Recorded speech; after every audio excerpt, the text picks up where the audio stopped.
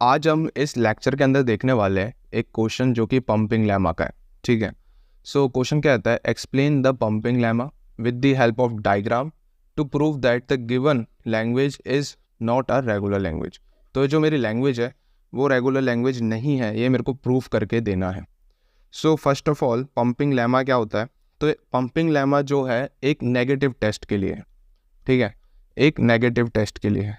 Okay, सो अगर हमारी test negative होता है तो हम क्लियरली कह देंगे कि यार जो भी लैंग्वेज है वो रेगुलर लैंग्वेज नहीं है।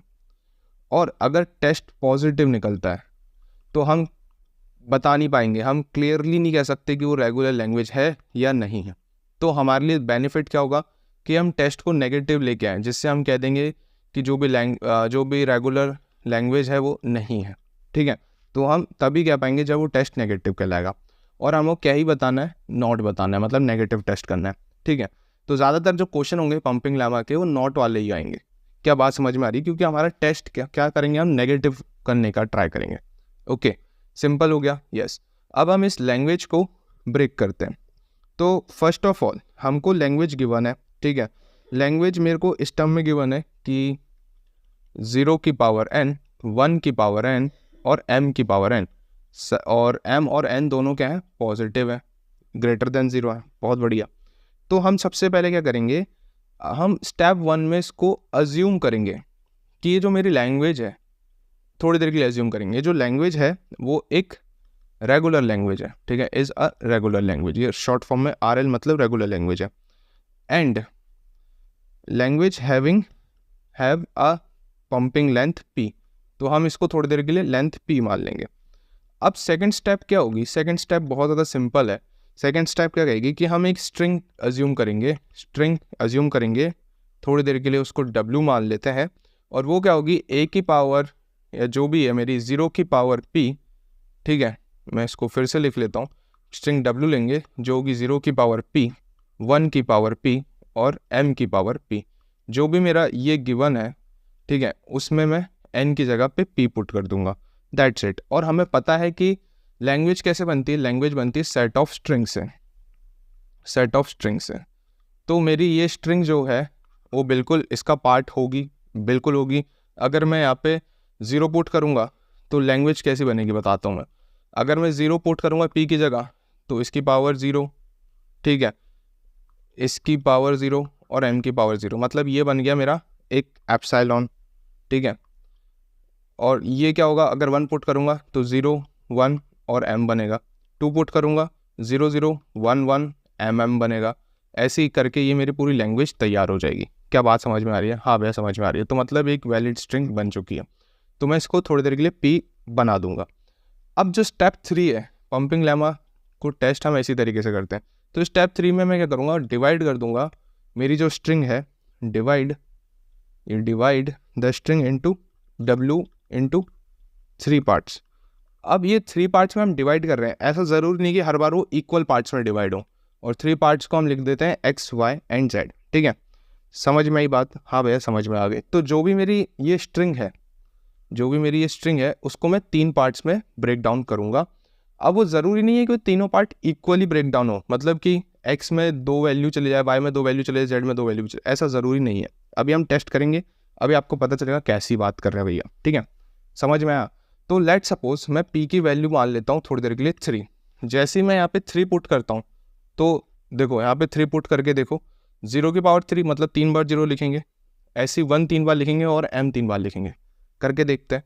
तो 0 3 बार लिखा, 1 3 बार लिखा और मैंने m 3 बार लिखा। ठीक है, अब ये इतना आसान नहीं है, अब इसके अंदर कंडीशंस आएंगी। पहले अभी हमने इतना देख लिया कि हमने थोड़ी देर के लिए p को 3 रख लिया, तो मैं थोड़ी देर के लिए इसको इक्वल कर देता हूँ, x इसको मान लेता हूँ, y और z इसको मान लेता हूँ। ठीक है, अब मेरी जो कंडीशंस बैठेंगी वो ये बैठेंगी कि जो मेरा x y की जो लेंथ है, वो लेंथ जो होनी चाहिए वो छोटी होनी चाहिए p की लेंथ के। p की लेंथ क्या है, 3 है, और x की लेंथ यहाँ पे 3 दिख रही है, यहाँ पे भी 3, y की 3 दिख रही है, तो ये कितनी हो गई, 6 लेंथ हो गई। क्या 6 लेंथ छोटी है लेंथ 3 से? नहीं भैया, तो कंडीशन क्या हो गई, फॉल्स हो गई। मतलब अभी हम ये नहीं कर सकते, हमें ये कंडीशन ट्रू बनानी ही बनानी है। तो इसका मतलब है कि हमने x y जो सिलेक्ट किए हैं वो सिलेक्ट सही नहीं किए हैं। ठीक है, अब हमें इसको सिलेक्ट सही करना है। अब देखो एक कंडीशन ये हो सकती है कि मैं x और y को 3 के इक्वल p के इक्वल कर सकता हूँ, इक्वल वाली कंडीशन है। तो मैं ऐसा कर सकता हूँ कि x को मैं बनाता हूँ 1 0, y को बना सकता हूँ मैं 2 0, और बाकी जितना बच रहा है ये सब मेरा क्या है, z है। ठीक है, ये पूरा का पूरा पार्ट z हो गया। बिल्कुल बना सकता हूँ, करके देखते हैं। और ये कंडीशन ट्रू होनी चाहिए, अभी करके देखते हैं। एक्स वाई, एक्स की लेंथ क्या है 1 है, और y की लेंथ क्या है 2 है, बिल्कुल ठीक है। और p की लेंथ 3 है, तो एक्स वाई की टोटल लेंथ 3 हो गई, और ये जो गई ये भी 3 हो गई, ठीक है, क्योंकि p 3 था। तो यहाँ से मैं बिल्कुल कह सकता हूँ कि दोनों इक्वल आ गए। इक्वल आ गए मतलब ये कंडीशन मेरी अब ट्रू हो गई है। तो मैं अब फाइनल क्या कह दूंगा कि x मेरा ये है, y मेरा ये है, और z मेरा पूरा ये पार्ट है। क्या बात समझ में आ गई? हाँ भैया समझ में आ गई। क्योंकि बाकी इस सिनेरियो में और बाकी आप डिफरेंट टाइप के सिनेरियो देखोगे तो उसमें ये कंडीशन फॉल्स ही बैठेगी। हमने जो ये लिया था ना पहले कि इसको x ले लेते हैं, इसको y ले लेते हैं, इसको z ले लेते हैं, उस कंडीशन में लेंथ 6 दे रहा है, और हमें पता है 6 बड़ा होता है, छोटा नहीं होता, और इक्वल नहीं होता 3 के। तो दैट्स वाई ये कंडीशन फॉल्स बैठेगी। तो हमें ट्रू कंडीशन बैठानी है। ट्रू कंडीशन जहाँ बैठ जाए उसको एक्स वाई जेड उसका पकड़ लो। तो यहाँ से हमने एक्स वाई जेड को क्लियर कट बता दिया। अब यहाँ पे हमें एक और कंडीशन चेक करनी पड़ेगी, जो मेरी लेंथ ऑफ वाई है वो क्या होनी चाहिए, ग्रेटर देन 1 होनी चाहिए। चेक कर लेते हैं। वहाँ पे जो लेंथ ऑफ वाई थी 2 थी, 2 0 लिए थे, तो ये तो बिल्कुल ठीक है। ठीक है, यहाँ पे जो y है, यहाँ पे हमने जो सिलेक्शन किया था y का वो 2 0 से गया था, तो इसकी लेंथ क्या होगी 2 होगी। बहुत बढ़िया, तो ये कंडीशन ट्रू बैठ गई। तो हमें 2 कंडीशन ट्रू बैठानी है। इनको मैं थोड़ा कलर चेंज करके भी बता देता हूँ कौन कौन सी 2 कंडीशन। एक कंडीशन हमें ये ट्रू बैठानी है, एक कंडीशन हमें ये ट्रू बैठानी है। बहुत बढ़िया। तो जब हमारी ये दोनों कंडीशन ट्रू बैठ जाती है तब हम क्या करेंगे, तब हम एक फाइनल स्टेप लगाएंगे जो होगी एक्स वाई की पावर आई इंटू जेड। ये सब बिलोंग करना चाहिए मेरी लैंग्वेज के लिए, ऑल आई ग्रेटर देन 0 हो। ठीक है, अभी जो मैंने x लिया था उसमें 1 0 था, y में 2 0 था, और z क्या था 1 1 1 m m m। इसके लिए मेरी कंडीशन ट्रू बैठ रही थी। ठीक है, करके देख लो। ये मेरा x है, ये मेरा y है, और ये बाकी पूरा मेरा z है, बिल्कुल ठीक है। तो मैं इनको एज इट इज़ लिख देता हूँ, है ना।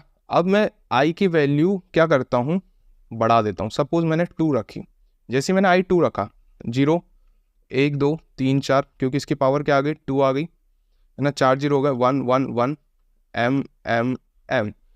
क्या ये मेरा लैंग्वेज में स्ट्रिंग हो सकती है कि नहीं, ये स्ट्रिंग लैंग्वेज में बिलोंग करती है कि नहीं, ये हमें चेक करनी पड़ेगी। लैंग्वेज मेरी क्या गिवन थी, लैंग्वेज मेरी ये गिवन थी। तो हम चेक करके देखते हैं, 0 की पावर n m ये सब, है ना। अब इसको हम यहाँ पे लेके आते हैं। तो 0 की पावर n, 1 की पावर n, n की पावर n। अब मैं यहाँ पे n की क्या वैल्यू रखूँ, क्या ये वैल्यू बराबर आ जाए? ऐसी कोई वैल्यू है ही नहीं। ठीक है, अगर आप लोग ध्यान से देखें, अगर मैं यहाँ पे n की वैल्यू 2 पुट करता हूँ, 0 0 1 1 mm, क्या ये मैच खा रहा है? नहीं। n की वैल्यू 3 पुट करता हूँ, 0 0 0 1 1 1 m। इतना पार्ट मैच खा रहा है, इतना पार्ट मैच खा रहा है। बट यार स्टार्टिंग के यहाँ पे कितने जीरो आ गए, 1 2 3 4 5, यहाँ पे कितने हैं, सिर्फ 3 जीरो। तो इसका मतलब है ये जो है वो लैंग्वेज के अंदर स्ट्रिंग बैठेगी ही नहीं, तो not belong to the language. So it means कि ये एक नॉट रेगुलर लैंग्वेज है। ठीक है, तो इस तरीके से हमने यहाँ पे बता दिया, और हमें यही प्रूफ करना था, जो मेरी गिवन लैंग्वेज है वो नॉट अ रेगुलर लैंग्वेज है, और हमने वो प्रूफ करके दे दिया। तो ये जो चीज़ हुई, क्या ये समझ में आई? क्या ये पॉइंट्स क्लियर हुए? एक बार मैं फटाफट सब चीज़ रिवाइज करता हूँ। ठीक है, पेन का कलर लेते हैं फिलहाल रेड, जिससे कि सभी को समझ में आ जाए, या तो फिर हाँ चलो रेड ही रखते हैं। ये सबसे पहले मेरी लैंग्वेज थी। ठीक है, इसमें मैंने अज्यूम किया थोड़ी देर के लिए कि ये एक रेगुलर लैंग्वेज है, और हम इसका लेंथ जो डाल रहे हैं वो p डाल रहे हैं। बहुत बढ़िया। तो मैंने स्ट्रिंग बना ली p के साथ, 0 की पावर p, 1 की पावर p m, है ना, और इसमें सेटिस्फाई करने का ट्राई किया। ठीक है, लैंग्वेज बना ली। अब मैं अगली स्टेप में क्या करूँगा, इनको 3 पार्ट्स में ब्रेक डाउन करूँगा, एक्स वाई जेड। अब जरूरी नहीं कि हर बार ये क्या हो, इक्वल हो। एक बार मैंने इक्वल करके देखा, थोड़ी देर के लिए इसको एक्स माना, थोड़ी देर के लिए वाई, थोड़ी देर के लिए जेड, तब मेरे को ये सेटिस्फाई करनी पड़ेंगी कंडीशंस। तो देखा तो यार ये सेटिस्फाई कंडीशन हो नहीं रही, तो मेरे को ये एक्स वाई जेड को चेंज करना पड़ेगा। तो मैंने ये माना एक एक्स, ये वाई और ये सब जेड, तब मेरी कंडीशन सेटिस्फाई हो रही है। तो इसका मतलब एक वैलिड कंडीशन बैठ चुकी है। उसके साथ मेरे को एक और कंडीशन को सेटिस्फाई करना पड़ेगा कि लेंथ ऑफ वाई वो should be greater than equal to 1 होनी चाहिए, जो कि हो रही थी। तो इससे मैंने फाइनल कंक्लूजन निकाल लिया कि ये मेरा x है, ये मेरा y है, और ये मेरा z है, और ये बिलोंग करना चाहिए मेरी लैंग्वेज के लिए। और हर बार y की पावर i का जो i है वो ग्रेटर देन 0 के लिए सेटिस्फाई करना चाहिए फॉर ऑल आई, ठीक है। जैसे मैंने आई की वैल्यू 2 रख के देखी, आप कोई सी वैल्यू रख के देख लो,